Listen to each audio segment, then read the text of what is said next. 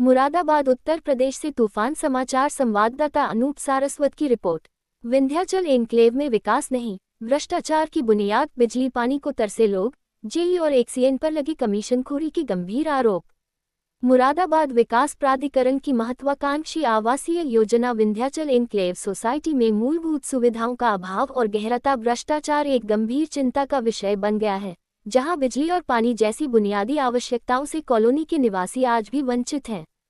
इस सोसाइटी में न तो पानी की कोई समुचित व्यवस्था है, न ही बिजली की सप्लाई दुरुस्त है, जिससे आम लोगों को भीषण समस्याओं का सामना करना पड़ रहा है। बिजली की आपूर्ति एक पुराने और जर्जर 33 केवी ट्रांसफार्मर के माध्यम से की जा रही है, जो आए दिन खराब होता रहता है और इससे बार बार बिजली बाधित होती है, जिससे लोगों का जनजीवन अस्त व्यस्त हो गया है। कॉलोनी में ना तो पीने के पानी की उचित व्यवस्था है और न ही सीवर लाइन पूरी तरह से कार्यरत है। साथ ही भवनों की गुणवत्ता को लेकर भी गंभीर आरोप सामने आ रहे हैं। निर्माण में भारी भ्रष्टाचार हुआ है, फर्श जगह जगह से बैठ गए हैं और इमारतों की नींव तक कमजोर हो चुकी है, जिससे भविष्य में जान माल के नुकसान की आशंका से लोग भयभीत हैं।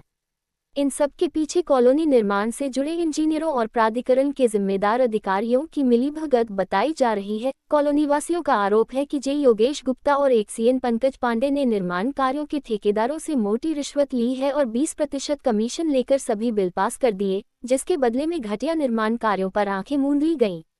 इन अधिकारियों ने ठेकेदारों को खुली छूट दी, जिसके चलते न गुणवत्ता का ख्याल रखा गया और न ही नियमानुसार निर्माण की निगरानी की गई। इससे प्रतीत होता है कि भ्रष्टाचार की जड़ें बेहद गहरी हैं और इसकी भनक उच्चाधिकारियों को भी रही होगी, लेकिन सबने चुप्पी साध ली। मुरादाबाद विकास प्राधिकरण के अन्य अधिकारी भी जेई और एक्सीएन की दबंगई के आगे मौन हैं और जानबूझकर अनदेखी कर रहे हैं।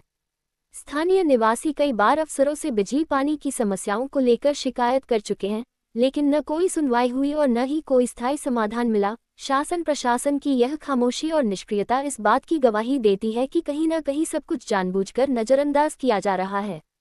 इतना सब होने के बावजूद शासन की ओर से कोई सख्त कार्रवाई नहीं की गई, जिससे योगी आदित्यनाथ सरकार की भ्रष्टाचार के खिलाफ जीरो टॉलरेंस नीति पर भी सवाल उठने लगे हैं। विंध्याचल एन्क्लेव की स्थिति आज एक उपेक्षित, अर्धनिर्मित और परेशानियों से घिरी कॉलोनी की तरह बन चुकी है, जहां लोगों ने लाखों रुपए खर्च कर घर खरीदे, लेकिन उन्हें न तो बुनियादी सुविधाएं मिल रही हैं और न ही अधिकारियों की जवाबदेही तय हो रही है।